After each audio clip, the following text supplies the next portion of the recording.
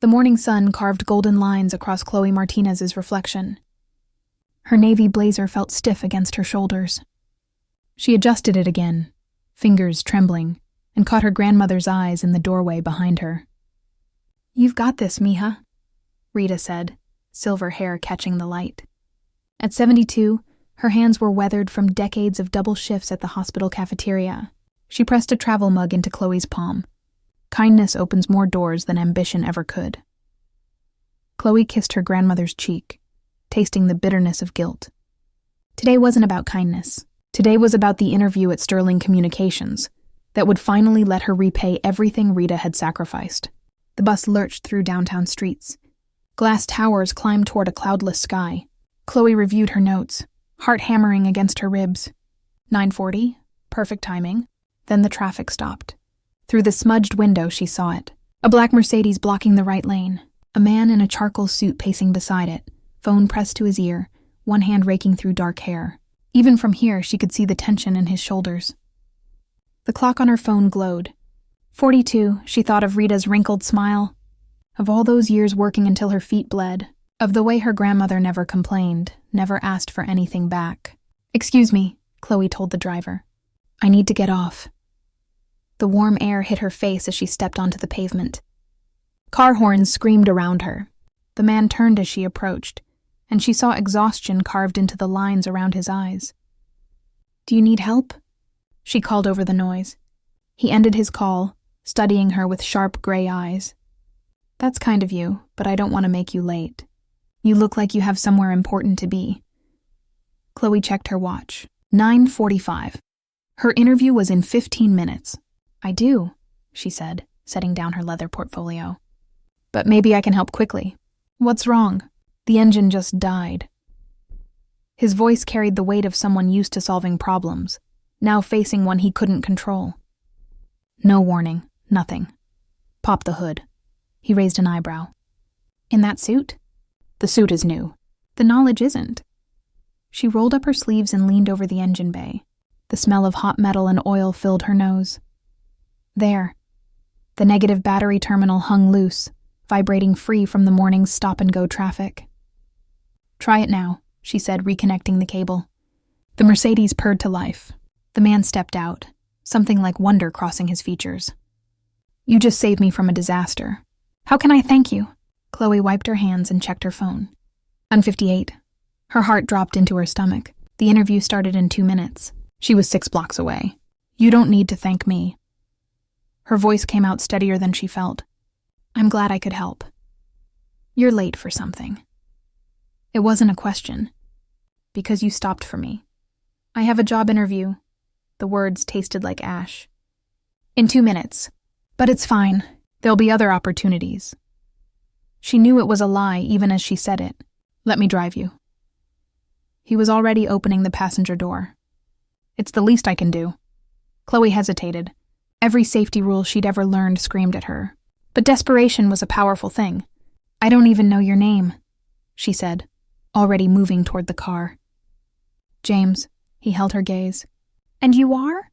"Chloe Martinez." She slid into leather that smelled like money. "The interview is at Sterling Communications. 5th Street. Something flickered across his face, too fast to read. James drove like he knew every shortcut, every alley, every way to cheat time itself. The Mercedes ate up blocks. Chloe's reflection in the side mirror showed mascara smudged at the corners. She looked like someone trying too hard. "What makes this your dream job?" James asked. And despite everything, despite the clock screaming in her head, Chloe found herself talking about consumer psychology, about brand narratives that changed how people saw themselves, about creating something that mattered. When she looked up, they were there. 10:07. "Thank you," she breathed, already reaching for the door handle. "Good luck," James said. She ran. The lobby of Sterling Communications gleamed with cold perfection. Marble floors, glass walls, awards displayed like trophies from a war she'd never fought. The receptionist looked up. Her expression said everything. "I'm Chloe Martinez," Chloe said, breathless. "I'm here for my interview with Mr. Thompson. I know I'm a few minutes late, but there was an emergency and Mr. Thompson specifically instructed that anyone arriving after 10:01 would not be seen." The woman's voice could have cut glass. He left for another meeting 5 minutes ago. Is there any way to reschedule? Please, Mr. Thompson doesn't reschedule. The receptionist turned back to her computer. Good day, Miss Martinez. Chloe stood there, portfolio heavy in her hands. Around her, the walls displayed campaigns she'd memorized, strategies she'd studied until her eyes burned. All of it meant nothing now. She turned and walked toward the exit, each step echoing too loud in the pristine space. James was waiting by his Mercedes, parked illegally, not caring. How did it go? He asked. The kindness in his voice broke something inside her. They wouldn't see me. She forced the words out. I was 9 minutes late. Apparently that's unforgivable. James's jaw tightened. When he spoke, his voice was carefully controlled. Any company that would dismiss someone over 9 minutes doesn't deserve you. That's easy to say when you're not the one who just lost everything. The words came out sharper than she meant. Tears burned behind her eyes, but she refused to let them fall. I need to go. Wait. James pulled out his phone. Give me your number. Why? Because I owe you. He held her gaze. And because I have a feeling 9 minutes late isn't the end of your story. Chloe hesitated, then recited her number. As she walked toward the bus stop, she didn't look back. Didn't see James make a call. Didn't hear him say, Michael, I need information on Sterling Communications. Everything. And I need it today. Her phone buzzed as she reached the corner. Unknown number, this isn't over. Trust me. Chloe stared at the message. Above her, clouds began to gather. The first drops of rain hit her face as thunder rumbled in the distance. Her phone buzzed again. Unknown number, meet me tomorrow. 10 a.m., Harrison Technologies executive floor. Come alone. Harrison Technologies occupied the top 15 floors of the tallest building downtown. Chloe stood in the lobby, craning her neck at chrome and glass that seemed to pierce the clouds. Her reflection stared back from a dozen polished surfaces, making her feel small and multiplied all at once. Ms. Martinez? A woman in a crisp gray suit approached. Mr. Harrison is expecting you. This way, please. The elevator was so smooth Chloe barely felt it move. Floor numbers climbed. 45. 50. 55. Her stomach twisted tighter with each passing level. The doors opened onto a reception area that made Sterling Communications look like a garage sale. Floor-to-ceiling windows framed the city below. Art that probably cost more than Rita's house hung on walls the color of storm clouds. Ms. Martinez. James stepped out of an office, and Chloe's breath caught. Gone was the frustrated man from yesterday. This James wore a navy suit that fit like it was born on him. Authority radiated from every measured step. This was someone used to owning rooms. You're the CEO. It wasn't a question. I am. He gestured toward his office. Please, we need to talk. The office was all leather and dark wood. A desk that could land planes. Windows showing a view that probably appeared in real estate fantasies. Chloe remained standing. Why am I here, James? Because Sterling Communications doesn't deserve you. He moved to his desk, pulling out a folder. And because I have a proposition. I don't need charity. This isn't charity. He slid the folder across the desk. Open it. Inside was a contract. Director of Marketing Strategy, Harrison Technologies. The salary made her dizzy. You're offering me a job? Chloe's hands shook as she held the papers. You don't even know if I'm qualified. I had my team pull your portfolio from Sterling's rejected applications. James's voice was matter of fact. Your campaign concepts for the luxury watch brand were brilliant. Your social media strategy showed innovation they didn't deserve. And yesterday, you sacrificed your future to help a stranger. That tells me more than any interview ever could. Chloe set the contract down carefully. This is too much. It's what you're worth. You don't know me. Then let me.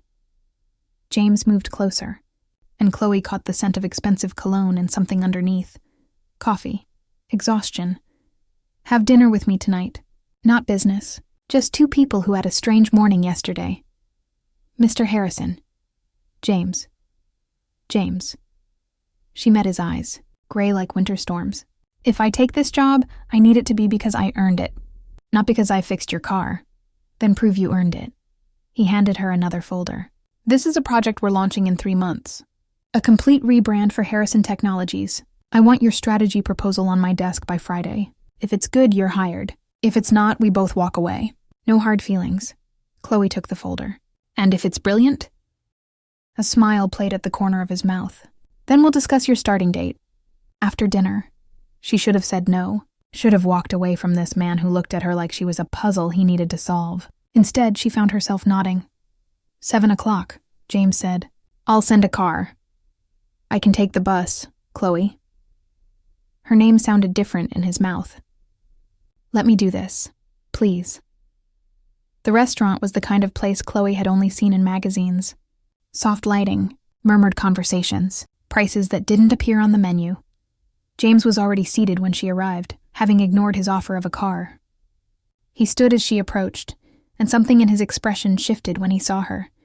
She'd worn a simple black dress, the only nice one she owned. Rita had helped her with her hair, twisting it up in a way that made her neck look longer. You look beautiful, James said. You look expensive. He laughed. Actually laughed. It changed his whole face, they ordered. Made small talk, but Chloe felt tension coiling beneath every word, every careful pause, like they were both dancing around something neither wanted to name. Tell me about your grandmother, James said finally. So she did. About Rita working until her hands ached. About coming home to find dinner waiting no matter how late the shift ran. About the way Rita never complained, never asked for anything back. She sounds remarkable. She's everything. Chloe's voice caught. And I've been trying to pay her back for 20 years. That's what yesterday's interview was about. Finally being able to give her something she didn't have to sacrifice for. James was quiet for a long moment. When he spoke, his voice was rough. My father built Harrison Technologies from nothing. Worked himself into an early grave doing it. I was 16 when he died. Heart attack at his desk. I'm sorry. Don't be. Something hard crossed his face. He was a bastard. Brilliant, but a bastard. Treated employees like numbers. Treated my mother like a trophy. Treated me like a disappointment because I wanted to study art instead of business. But you took over the company. I did. James drained his wine. And I've spent 15 years trying to prove I'm nothing like him. Building something that values people, not just profits. But sometimes I look in the mirror and I see his eyes staring back. Chloe reached across the table, took his hand. You're not your father. How do you know? Because you waited for me yesterday. Because you're offering me a chance instead of just writing a check. Because you're sitting here telling me things that probably hurt to say. James turned his hand, threading his fingers through hers. The touch sent electricity up her arm. Chloe, he said quietly, I need you to understand something. I'm not good at this, at letting people in. The last woman I tried to trust sold company secrets to our competitor. Cost me $15 million and a year of rebuilding. When? 2 years ago. His jaw tightened. Her name was Victoria. She was smart, beautiful, everything I thought I wanted. Turned out she was everything my father warned me about. I'm not her. I know. He squeezed her hand. That's what terrifies me. They sat there, hands joined across expensive china, while the restaurant hummed around them. Chloe felt like she was standing on the edge of something vast and dangerous. Her phone buzzed. She ignored it. It buzzed again. I'm sorry, she said, pulling away to check it. Rita, Mija, where are you? I tried to call, but it went to voicemail. Mrs. Chen said she saw you getting into an expensive car. Are you okay? Guilt crashed through her. I need to go, Chloe said, standing. My grandmother. She's worried. Let me drive you. No. The word came out too sharp. I'm sorry. This is too fast, all of it. The job offer, this dinner. I need to think. James stood, and she saw hurt flash across his face before he buried it. Of course. I'll have my assistant send you the project files tomorrow. James, I'm not saying no. I'm just saying you need time. He smiled, but it didn't reach his eyes. I understand. She left him standing there among the crystal and candlelight. In the cab home, she pressed her forehead against the cool window and tried to remember how to breathe. Her phone buzzed again. Nina. Hey, finally got a break. How did the interview go yesterday? Call me. Chloe stared at the message. She hadn't told Nina about James, hadn't told anyone. Like keeping it secret made it less real. The cab pulled up to Rita's apartment. Lights glowed warm in the window. Inside, Rita sat at the kitchen table, hands wrapped around tea that had gone cold. "I'm sorry, Abuela," Chloe said. "I should have called." "Sit down, mija." Something in Rita's voice made Chloe's stomach drop. Rita pulled out her phone. Showed Chloe a news article. The headline read, "Harrison Technologies under investigation for labor violations." Below it, a photo of James leaving a courthouse. He looked 10 years older. "Mrs. Chen's daughter works in legal," Rita said quietly. "She told me about the Harrison family, about James's father and the lawsuits, about workers who died because of faulty equipment the company knew was dangerous, about the millions spent on lawyers instead of safety upgrades. That was his father." Chloe's voice sounded hollow. "James said he's different. Is he, mija?" Rita's eyes were sad.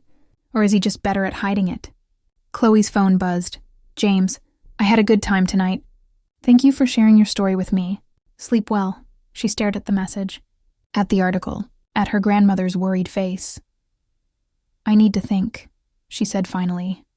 In her room, Chloe opened her laptop. Search James Harrison. The results made her hands go cold. Labor violations, wrongful termination lawsuits, allegations of union busting, all from the past 5 years. Not his father's legacy, his own, and buried at the bottom of page 3, an article from 2 years ago. Harrison Technologies executive Victoria Chen speaks out. "The company culture is toxic." Chloe clicked the link, Victoria. Chen's interview painted James as manipulative, controlling, someone who used relationships to control employees, who offered opportunities then held them hostage. "He makes you think he's saving you," Victoria said in the article, "until you realize you've just traded one cage for another." Chloe's phone buzzed again. "James, I hope I didn't scare you off tonight. I'm not usually so honest with people. There's something about you that makes me want to be better." She typed a response. Deleted it. Typed another. Finally, "I need to be honest too. I looked up the articles. About the company, about Victoria. I need to know the truth." The 3 dots appeared. Disappeared. Appeared again. Then her phone rang. James's name on the screen. Chloe answered. "Don't believe everything you read," James said. His voice was tight, controlled. "Victoria was stealing from me. When I found out, she went to the press with lies to cover her tracks. The lawsuits are from competitors trying to destroy what I've built. None of it is true. Then why are there so many allegations?" "Silence, James." "Because my father made enemies." His voice broke on the words. "And they're taking it out on me. Every innovation we make, someone sues. Every employee we let go for legitimate reasons claims wrongful termination. I'm trying to build something good, Chloe, but I'm building it on poisoned ground." She wanted to believe him, wanted it so badly her chest ached. "I need time," she said. "How much time?" "I don't know." "Chloe." The way he said her name made her want to cry. "Don't let them poison you against me. Please, give me a chance to prove who I really am. I'm trying. Try harder. Not angry. Desperate. Because I haven't felt this way about someone in years, and if you walk away now, I don't know if I'll survive it." The line went dead. Chloe sat in the darkness, phone clutched in her hand. Outside, the city glittered. Indifferent. Beautiful. Cruel. Her laptop screen still showed Victoria Chen's article. At the bottom, barely visible, an update from 6 months ago. Victoria Chen has recanted her statements about Harrison Technologies and James Harrison. A settlement was reached privately. Chloe clicked the link. The update was brief. "I spoke in anger and my statements were not accurate. I apologize to Mr. Harrison and Harrison Technologies for any harm caused." It was the kind of statement lawyers wrote. The kind that came with a check and a non-disclosure agreement. But it was also a recantation. Her phone buzzed. "Unknown number. You don't know me. But I worked at Harrison Technologies. Before you accept any job from James Harrison, you need to know what he's really capable of. Meet me tomorrow. Noon. The coffee shop on Maple and 3rd. Come alone. Tell no one." Chloe's blood went cold. The coffee shop smelled like burnt espresso and rain. Chloe arrived 15 minutes early, choosing a corner table where she could watch the door. Her hands wrapped around a mug she hadn't tasted. Outside, the city moved. Umbrellas bloomed against gray sky. Taxis honked. Life continued like yesterday's revelations hadn't happened. At 12:03, a woman walked in. She was younger than Chloe expected.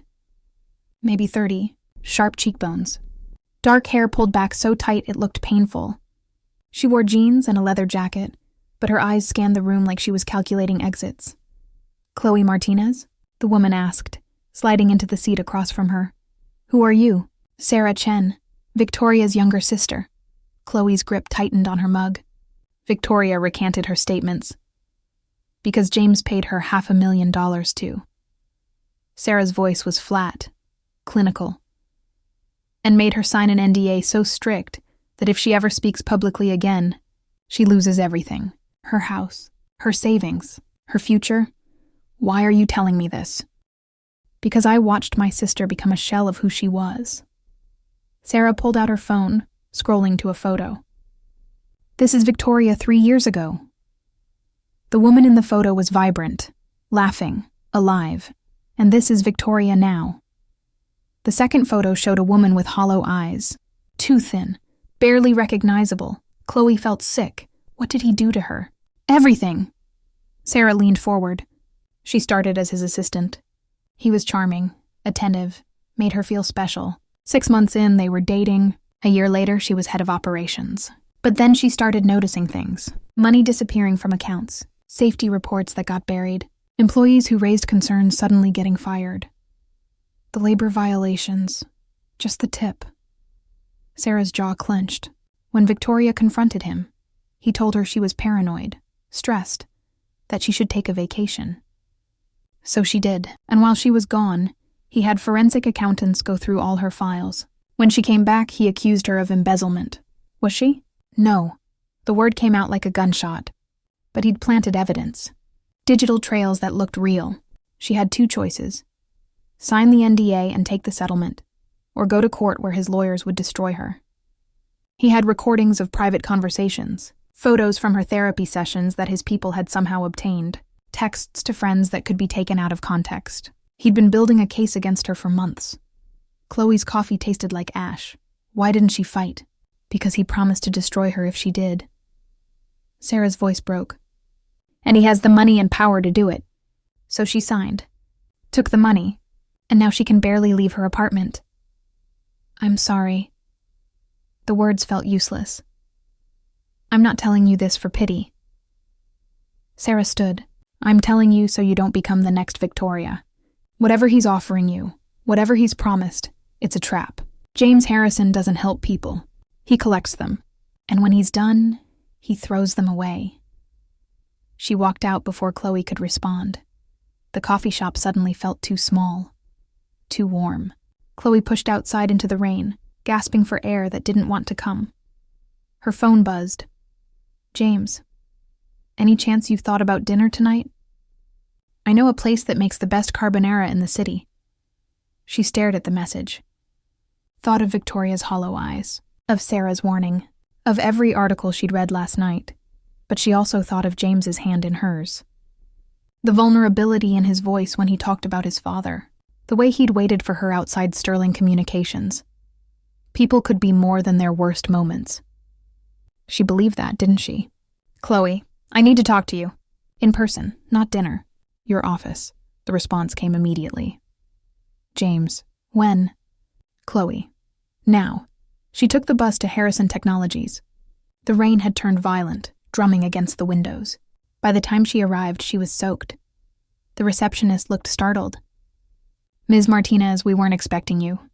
Is James available?" "Mr. Harrison is in a meeting, but I'll wait." She sat in the pristine lobby, dripping on leather chairs that probably cost more than her rent. The walls displayed photos of James at charity events, shaking hands with politicians, cutting ribbons, the perfect philanthropist. 20 minutes later, James emerged from the elevator.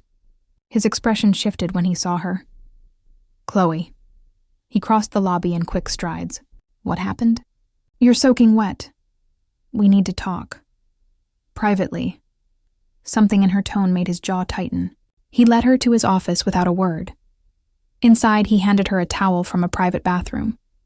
Chloe dried her face, her hands, buying time to find words. I met with Sarah Chen today.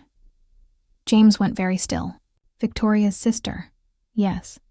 And she told you I'm a monster. She told me you destroyed Victoria. That you planted evidence and blackmailed her into silence. Is that what you believe? His voice was dangerously quiet. I don't know what to believe. Then let me make it simple. James moved to his desk, pulling out a folder. These are the forensic reports. Victoria embezzled over $2 million. These are the digital trails, the offshore accounts, the falsified invoices, all of it. He spread the papers across his desk like accusations. I loved her, James continued, and now his voice was raw. I trusted her with everything, and she stole from me. Not just money, proprietary information, client lists, trade secrets. She was selling it all to our biggest competitor. Then why settle? Why not prosecute? Because I'm not my father. The words came out like broken glass. He would have destroyed her publicly, made an example. But I remembered who she was before the greed took over, so I offered her a way out. She took the money and signed the NDA. That was her choice. And the photos from her therapy sessions? The recordings? James's expression flickered. Who told you that? Does it matter? It does if you're going to stand in my office and accuse me of crimes I didn't commit. He moved closer, and Chloe fought the urge to step back. Yes, I had her under surveillance, after I discovered the embezzlement, to prevent further theft. But I never accessed her therapy records, never recorded private conversations. Those are lies, Chloe, designed to make you doubt me. Why should I believe you? Because I've been honest with you from the beginning. His voice dropped. I told you about Victoria, about my father, about the company's problems. I didn't have to do that. I could have hidden it all, let you discover it later. But I chose transparency.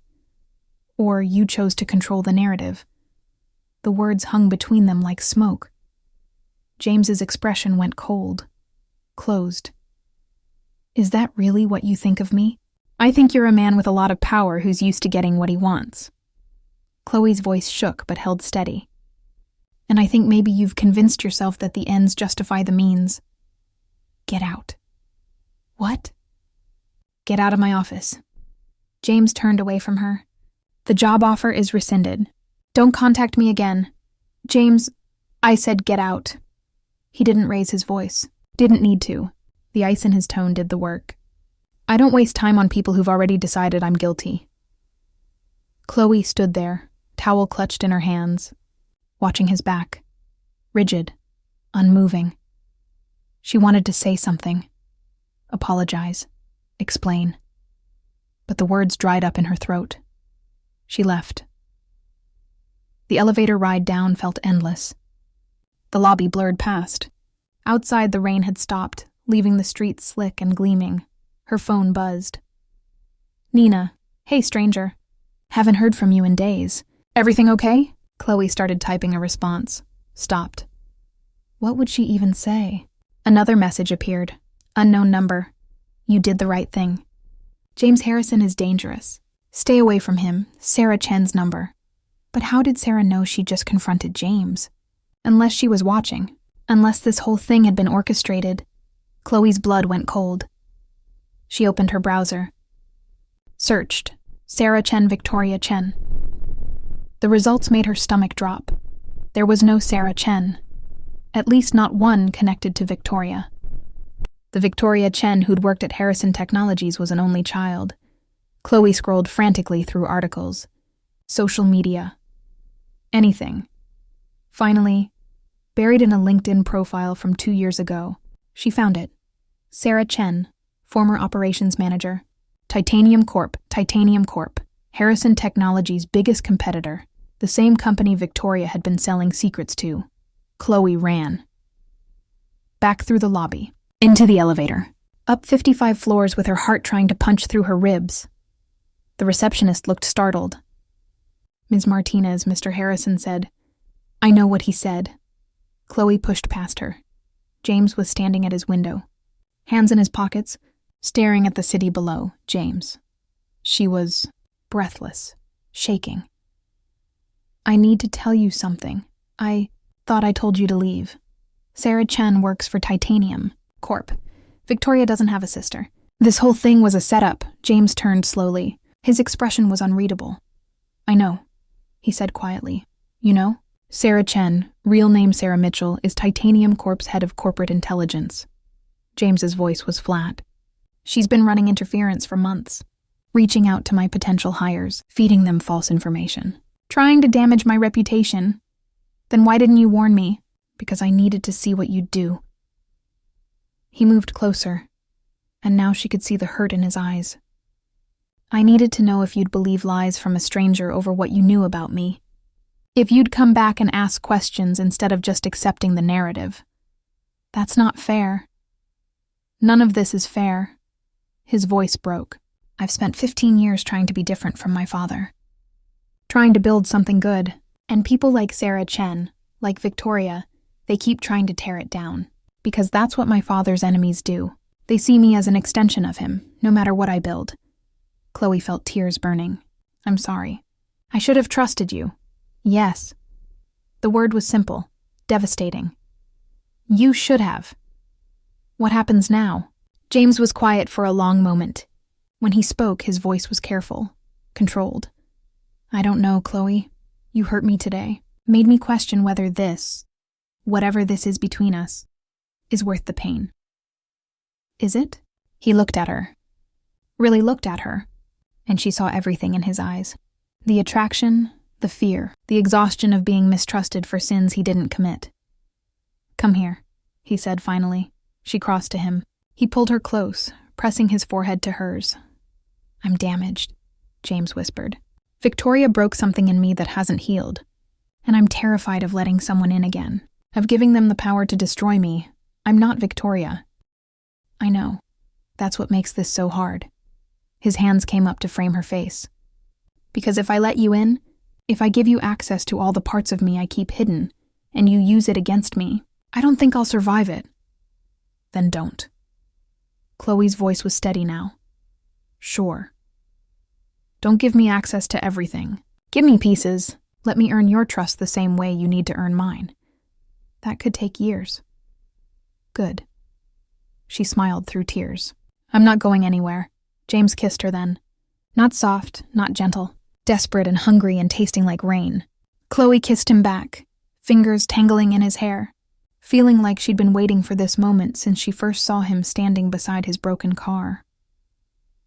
When they broke apart, both breathing hard, James rested his forehead against hers again. "The job offer," he said. "It's still yours if you want it. I want to earn it. You already have." He pulled back, meeting her eyes. "But I need you to know something. If you take this job, if you walk into my world, there will be more Sarah Chens, more people trying to poison you against me, more articles and allegations and whispers. It won't be easy. Nothing worth having ever is." "Okay." He kissed her forehead. "Then let's start over. Properly this time." Chloe's phone buzzed. She ignored it. It buzzed again. "Check it," James said. She pulled it out. Nina's name flashed on the screen. "Nina." "Chloe, where are you?" "I'm at the hospital. It's Rita. She collapsed at work. They're saying it's her heart. Please come now." The world tilted. Chloe looked at James. Saw him reading the panic on her face. "What happened?" he asked. "My grandmother." The words barely came out. "She's in the hospital." "Her heart. I'll drive you." "No. Chloe." His voice was firm, commanding. "Let me help." They ran. The hospital smelled like antiseptic and fear. Fluorescent lights turned everyone's skin gray. Chloe burst through the emergency room doors with James close behind, her heels clicking against linoleum that had seen too much pain. "Rita Martinez," she gasped at the desk. She was brought in. "Heart attack. Where is she?" The nurse typed slowly, too slowly. "Room 347, third floor. But visiting hours." Chloe was already running. James caught up to her at the elevator. He didn't speak, just stood beside her as the numbers climbed. His presence was a solid thing, grounding, the doors open to chaos. Nurses rushing, Machines beeping, the smell of fear thicker here. Nina stood outside room 347. Mascara streaked down her face. Chloe. She grabbed her friend's arms. They're working on her now. They won't let anyone in. Through the small window, Chloe could see Rita. Small, fragile, surrounded by machines and people in scrubs. An oxygen mask covered her face. Tubes snaked into her arms. This was the woman who had worked doubles to pay for Chloe's textbooks. Who had never complained. Who had raised her granddaughter with hands that ached and a heart that somehow never ran out of love. How bad? Chloe's voice didn't sound like her own. They're talking about surgery. Nina wiped her eyes. Open heart. But Chloe, she doesn't have insurance anymore. She was laid off last month. Didn't want to tell you because she knew you were stressed about job hunting. The words hit like fists. She was laid off? Budget cuts at the hospital, Nina's voice cracked. She's been working at a discount store, making minimum wage, no benefits. Chloe felt the world narrow to a single point. Her grandmother, alone, working for nothing, while Chloe had been so focused on landing the perfect job that she hadn't noticed. The door opened. A doctor emerged, pulling down his mask. He had kind eyes, the kind that had delivered bad news before. Family of Rita Martinez? I'm her granddaughter. Your grandmother had a severe myocardial infarction, a heart attack. We've stabilized her for now, but she needs surgery. Bypass. Soon. Tonight, if possible. Then do it. The doctor's expression shifted. Ms. Martinez, the surgery costs around $200,000. Without insurance, I'll find the money. We need a deposit before we can schedule. At least $50,000. $50,000. Chloe had maybe $2,000 in her account. Her student loans were still crushing. She'd been living on ramen and hope. How long do I have? 24 hours. The doctor's voice was gentle, apologetic. After that, we can't guarantee her stability. I'm sorry. He left them standing there. Chloe stared at the closed door. At Rita beyond it. Fighting for breath. For time. I can help with some. Nina started. Maybe 3,000 or 4,000. I know it's not. Thank you. Chloe hugged her friend. But that won't be enough. James had been standing back. Silent. Now he stepped forward. I'll pay for it. Chloe turned. What? The surgery? All of it. I'll make a call and have the money transferred within the hour. James, that's $200,000. I know what it costs. His expression was steady. Sure. Let me do this. I can't accept that. Why not? Because I can't pay you back. Because it would make me indebted to you. Because it would mean accepting help. James moved closer, lowering his voice so only she could hear. Chloe, your grandmother is dying. This isn't about pride or debt or power dynamics. This is about saving her life. There's always a cost, yes. His eyes held hers. The cost is that you let me in. Really in. No more holding back. No more testing whether I'm worthy. You trust me. That's the price. Chloe felt tears spilling down her cheeks. That's manipulation. That's honesty. James wiped a tear from her face with his thumb. I'm not asking you to love me. I'm not asking for anything you're not ready to give. I'm asking you to stop pushing me away. To let this, whatever this is, actually happen.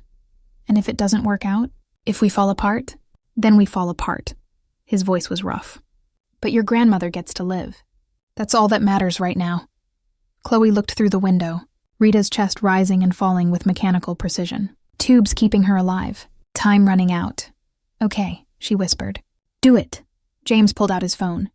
Made one call. 3 minutes later, the nurse at the desk was staring at her computer screen in shock.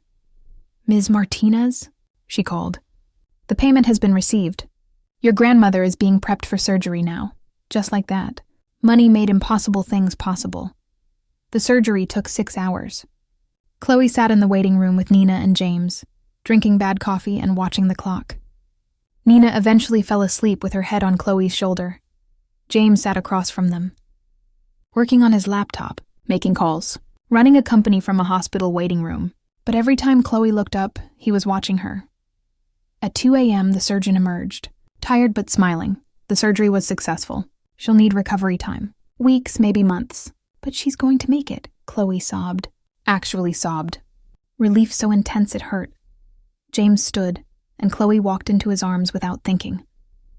He held her while she shook, while the fear and gratitude and exhaustion poured out.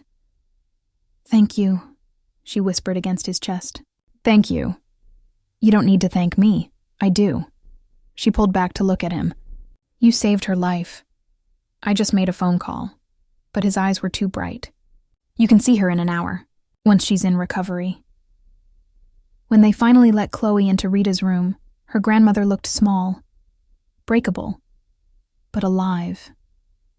Rita's eyes fluttered open. "Focused on Chloe. Mija," she rasped.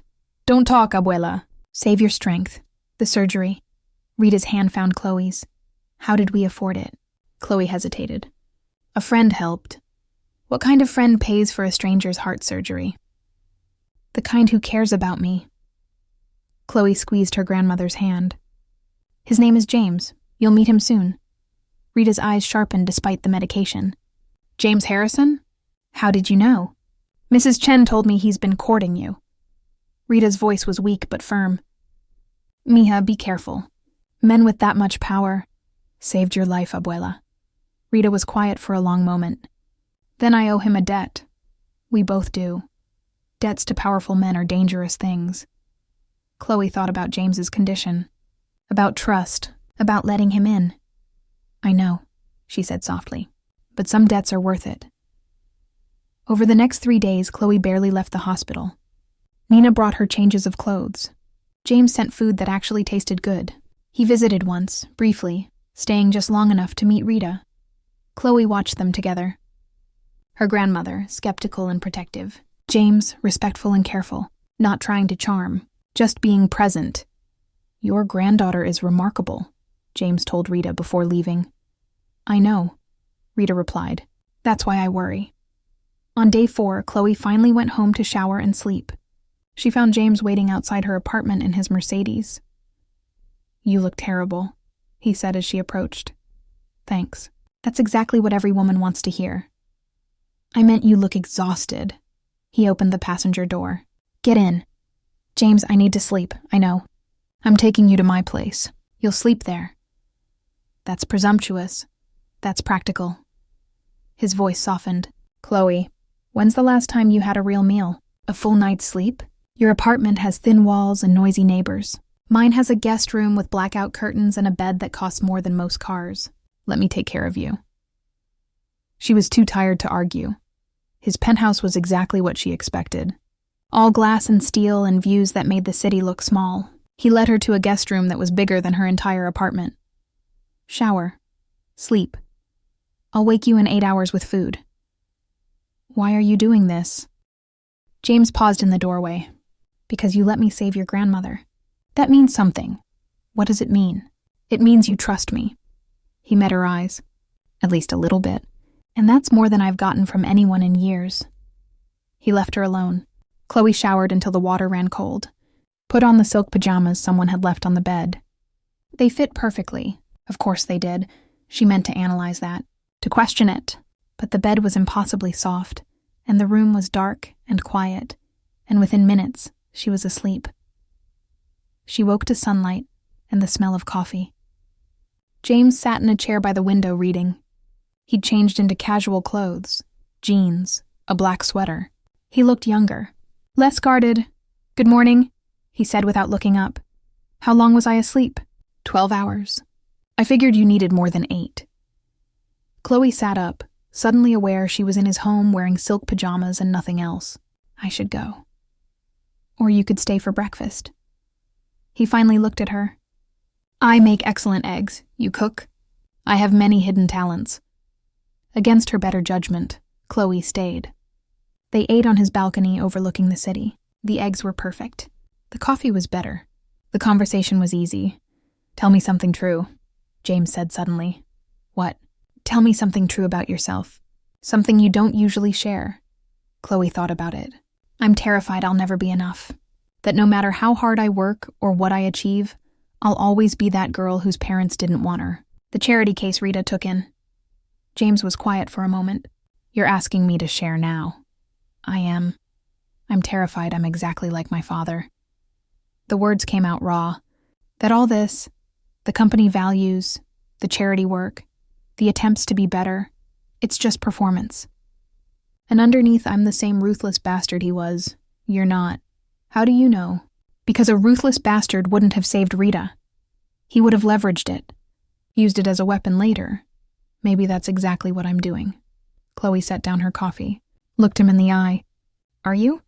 No. James's voice was barely above a whisper. But I'm afraid I could be. That's what Victoria taught me. That I'm capable of things I don't want to be capable of. Surveillance, manipulation, destroying people who betray me. She embezzled from you. She did. And I ended her career, made sure no one in this industry would ever hire her again. That wasn't justice. That was revenge. Why are you telling me this? Because you asked for truth. James leaned forward.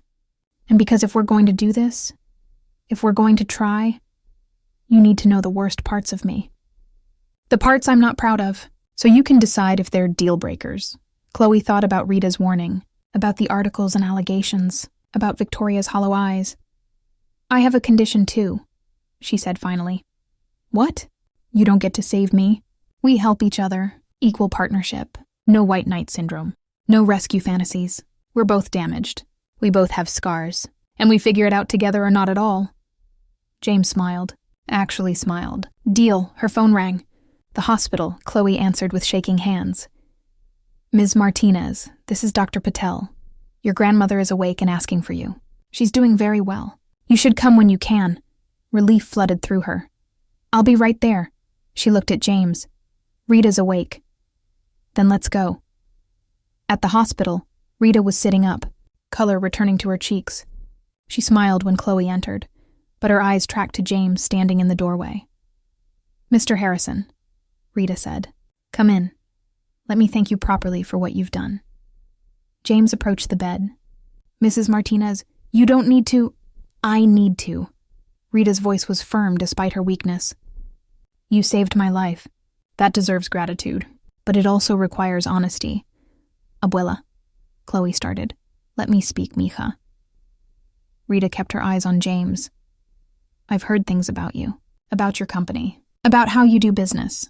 Some of it good, some of it concerning. I understand. I don't think you do. Rita's expression was fierce. My granddaughter is the most important thing in my life. She is brilliant and kind and worthy of someone who will treat her with respect. Not as a possession, not as a project, as an equal. I agree completely. Do you? Rita leaned forward. Because men with your kind of power, they often start with good intentions. And then somewhere along the way, the power becomes more important than the person. Mrs. Martinez, I can't promise I'm perfect. James's voice was steady. I can't promise I won't make mistakes. But I can promise that I see your granddaughter, really see her. And that scares me more than anything I've done in business. Rita studied him for a long moment, then nodded. Good. Fear is good. Fear means you understand what you could lose. She looked at Chloe. And you, mija. Promise me something. Anything. Promise me you won't lose yourself trying to be what he needs. You are enough exactly as you are. Chloe felt tears prickling. I promise. Rita settled back against her pillows, suddenly looking exhausted. Now both of you get out. I need to rest. And you? She pointed at James. Pay attention to what she needs, not what you think she needs. What she actually needs. Yes, ma'am. Outside Rita's room, Chloe and James stood in silence for a moment. Your grandmother is formidable, James said finally. She really is. Chloe looked at him. What happens now? Now? James took her hand. Now we figure it out. Together. Like you said. I'm still taking that job. I know. And I'm going to be difficult. Question your decisions. Push back. I'm counting on it. Chloe squeezed his hand. And if this falls apart, if we can't make it work, then we'll deal with it when it happens.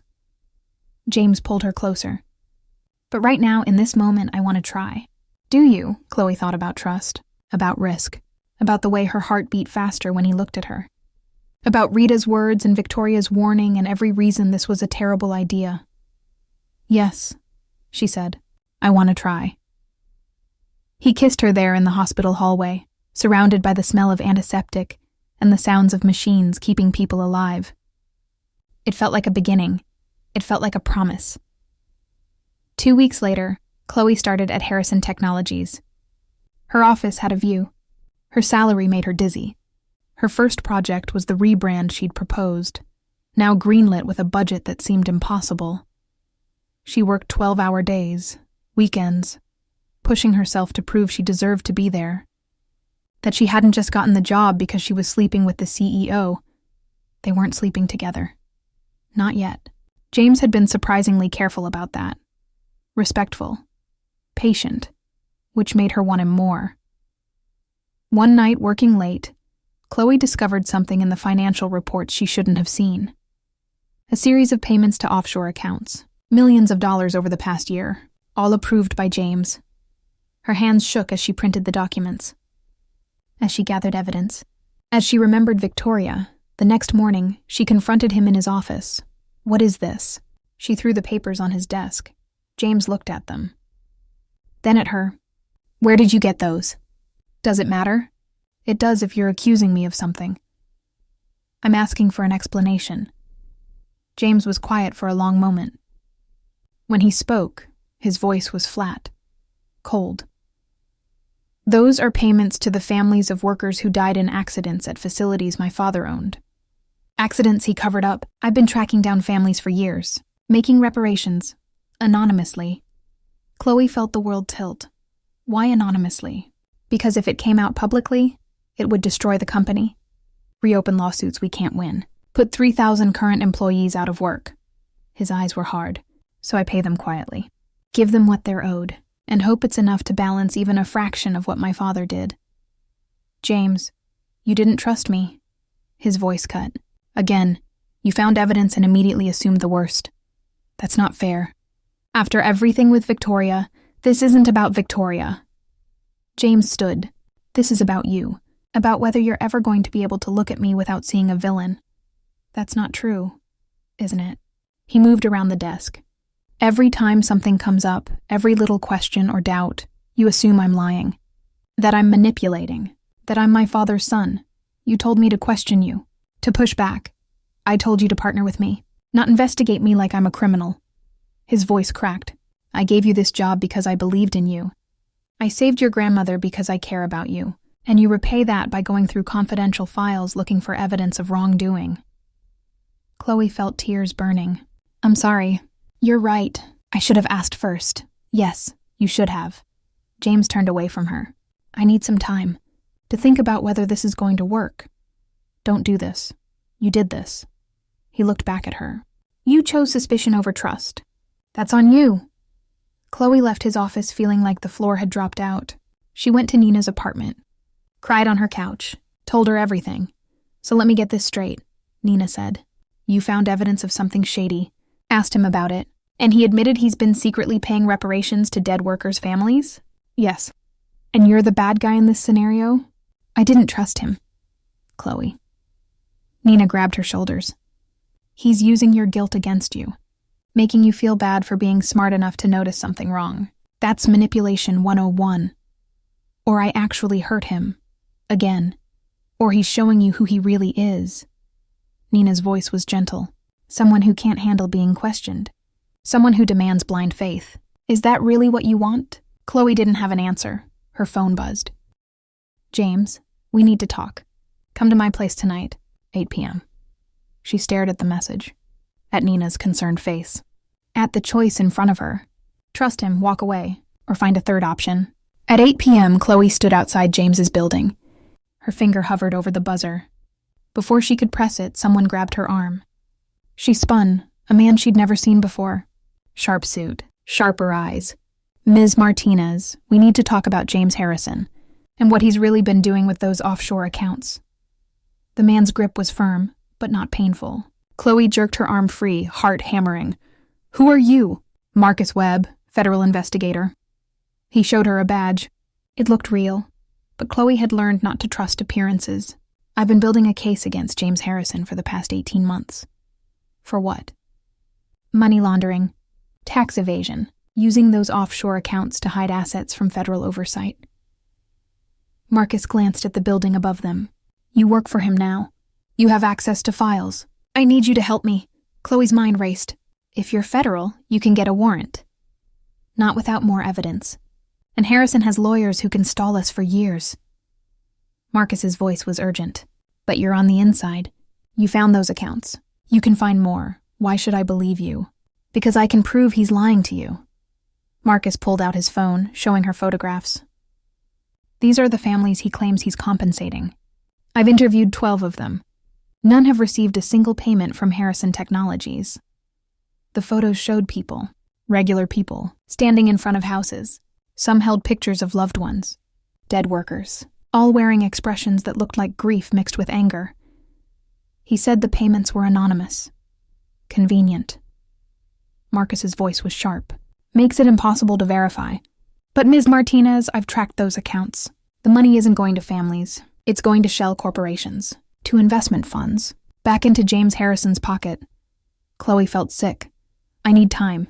You don't have time. Marcus handed her a card. He's meeting with his lawyers tonight. About you, about what you found. If you don't want to end up like Victoria Chen, destroyed and silenced, you need to get out now. And you need to help me stop him before he hurts anyone else. He walked away, disappearing into the evening crowd. Chloe stood there, card clutched in her hand. Above her, James's penthouse glowed. Warm, inviting, or maybe threatening. She pressed the buzzer. Come up. James's voice said through the speaker. The elevator ride felt like falling. When the doors opened, James was waiting. He'd changed into jeans and a white shirt, sleeves rolled up. He looked tired, human. Thank you for coming, he said. We need to talk. I know, and I need to apologize. James gestured to the living room. I was angry earlier. Said things I didn't mean. Did you mean them? Chloe sat on the edge of the couch. Or are you just trying to control the situation? I'm trying to be honest. He sat across from her, not beside her, giving her space. You finding those accounts, it triggered something in me. Fear that you'd leave, that you'd believe the worst. So I lashed out. And the payments to the families? Are they real? James's expression flickered. They're real. Can you prove it? Why would I need to prove it to you? His voice was careful. Too careful. Because a federal investigator just stopped me outside your building. Chloe pulled out Marcus Webb's card. He said the families you're supposedly helping have never received any money. That you're using those accounts to hide assets. James went very still. What else did he say? That you're going to destroy me like you destroyed Victoria, unless I help him build a case against you. And are you going to help him? Chloe met his eyes. I don't know. Tell me the truth, James, all of it. No more games. James stood, paced to the window. When he spoke, his back was to her. The payments to the families are real, but they're not anonymous. And they're not just reparations. He turned to face her. My father didn't just cover up accidents. He orchestrated them, removed safety equipment to cut costs, ignored warnings that people would die. And when they did, he paid off investigators, buried the evidence. Some of those families know. They've known for years, and they've been threatening to go public. So you're paying them for their silence. I'm paying them for their loss. James's voice was raw. And yes, part of that payment includes non-disclosure agreements. Because if the truth comes out, it doesn't just destroy the company. It destroys every employee, every family depending on Harrison Technologies. 3,000 people out of work because my father was a monster. That's still a cover-up. It's survival. He moved closer. Chloe, I've spent 15 years trying to make this company something different. Something good. If I let my father's sins become public, all of that ends. Every innovation, every job, every good thing we've built. The ends justify the means. Sometimes they have to. James reached for her hand. She pulled away. Please, try to understand. I'm not hiding profits. I'm protecting people. By lying to me. By not telling you everything. His voice cracked. Because I knew if you knew, you'd look at me exactly the way you're looking at me now. Like I'm him. Like I'm my father. Chloe felt tears burning. I want to believe you. Then believe me. James knelt in front of her. Marcus Webb isn't a federal investigator. He's a private detective hired by Titanium Corp. They've been trying to destroy me for years. First through Victoria, then through Sarah Chen, now through you. Prove it. How? Show me the families. Let me talk to them. Let me see that the money is real. James was quiet for a long moment. If I do that, if I break the NDAs, I'm liable for millions. and the families lose their protection. Then you're asking me to trust you blindly. I'm asking you to choose. James stood. Trust me, or trust a man who approached you in the dark with accusations and no evidence. But you have to choose, Chloe, because I can't keep defending myself. Can't keep proving I'm not a villain. At some point, either you believe in me or you don't. Chloe looked at his face, saw exhaustion, pain, but also something else. Control. The careful manipulation of someone who knew exactly what strings to pull. I need air, she said, standing. Don't go. I'm not leaving. I just need to think. She walked onto his balcony. The city sprawled below. Lights like stars fallen to earth. Somewhere down there, Marcus Webb was waiting for her decision. Somewhere, Rita was recovering. Somewhere, Victoria Chen was living with whatever deal she'd made. Her phone buzzed. Nina. Just checking in. You okay? Chloe started to type a response. Stopped. What would she even say? Another message appeared. Unknown number. This is Victoria Chen. I broke my NDA to send this. Sarah gave me your number. Whatever James is telling you, don't believe him. The money he pays families goes into accounts he controls. I helped set them up. That's why he destroyed me. Because I knew too much. Get out while you can. Chloe's hands shook. She looked back through the glass. James was on his phone now, talking urgently. His expression was hard. He looked up. Saw her watching. His face softened immediately. She walked back inside. I need you to make a call, Chloe said. Right now. To one of the families. Chloe, no more excuses. No more delays. If you want me to trust you, prove it. Call one of them. Let me talk to them. James stared at her for a long moment, then nodded. He scrolled through his phone. Pressed a number. Put it on speaker. It rang 3 times. A woman answered. Mr. Harrison? Her voice was wary. Mrs. Patterson. I'm sorry to call so late, but I have someone here who needs to speak with you. Her name is Chloe Martinez. She's trying to understand what I've been doing for your family. Silence. Mrs. Patterson? Chloe said. I work for Harrison Technologies. I found financial records of payments made to offshore accounts. I need to know if you've received them. More silence. Then, who else is listening to this call? Just me and Mr. Harrison. Turn off the speaker. Give me your personal number. I'll call you back. James hesitated, then handed Chloe his phone. She took it to the balcony. Closed the door behind her. 5 minutes later, her personal phone rang. An unknown number. Hello? Ms. Martinez, this is Catherine Patterson. The woman's voice was tired, careful. Mr. Harrison pays me $10,000 a month. Has for the past 7 years, since my husband died in an accident at one of his father's factories. Can you verify that? Show me bank statements? I could, but I won't. Because the non-disclosure agreement I signed says if I discuss the payments with anyone, they stop. And I have 3 children who need to eat. So you can't prove it. No. Catherine's voice was sharp now. But I can tell you that James Harrison is not his father. That man had my husband killed through negligence, then tried to pay me $50,000 to shut up. James found me 3 years after the fact. Offered to help, and he's been doing it ever since. No publicity. No strings, just monthly payments that kept my family fed. Why should I believe you? Because I have nothing to gain by lying. I already have the money. I already signed the NDA. Whether you trust James Harrison or not doesn't affect me. But maybe it should affect you. Because in this city, in this industry, there aren't many men who would do what he's doing. Quietly fixing his father's messes. Protecting people. You found one. Don't throw that away because of suspicion. The line went dead. Chloe stood there, phone in hand, staring at the city. Everything looked the same. Nothing was. She went back inside. James was standing exactly where she'd left him. What did she say? He asked. She verified the payments. And I don't know if I can believe her. Or you. Or anyone. Chloe felt tears spilling over. Because everyone in this story has a reason to lie. Including me. What's your reason? Because I'm falling for you.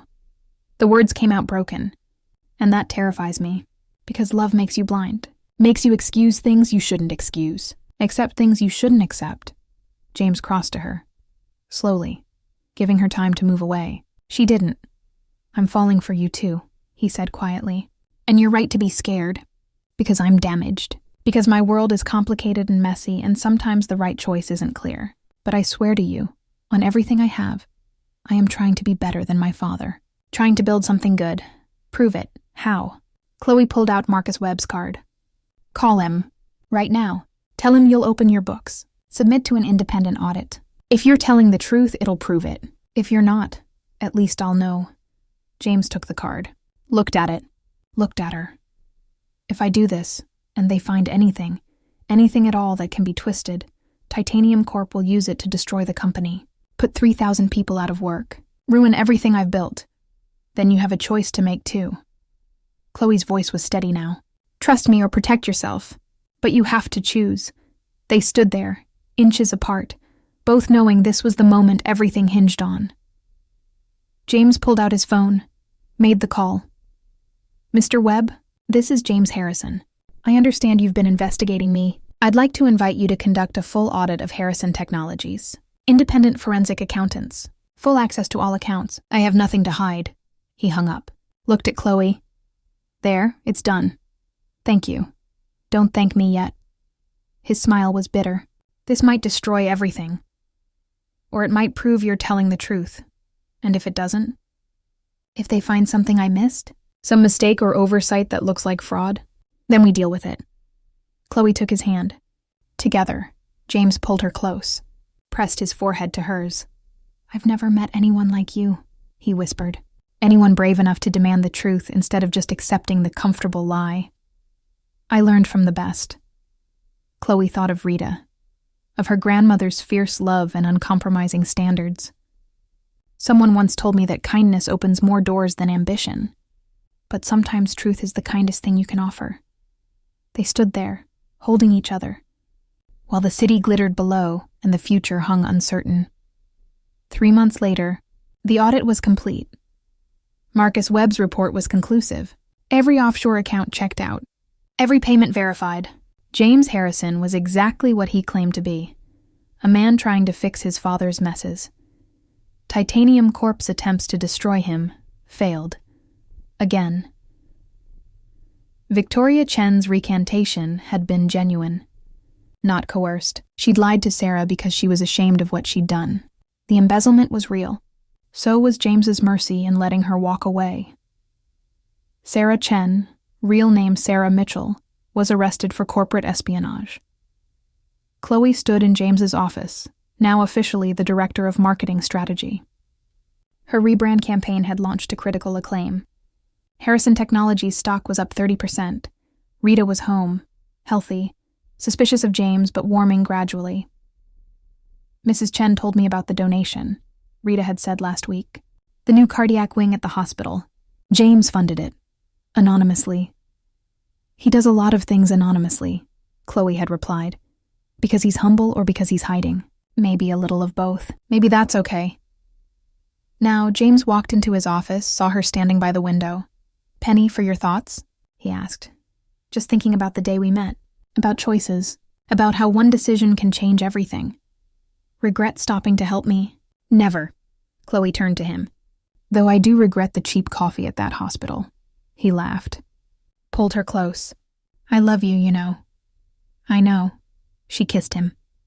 I love you too, even though you're complicated and damaged and sometimes make terrible decisions.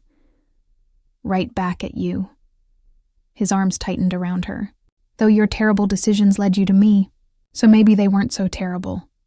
Jury's still out on that. They stood there, wrapped in each other, while rain began to fall against the windows. Outside, the city moved. People made choices, took risks, trusted or didn't. What are you thinking about now? James asked.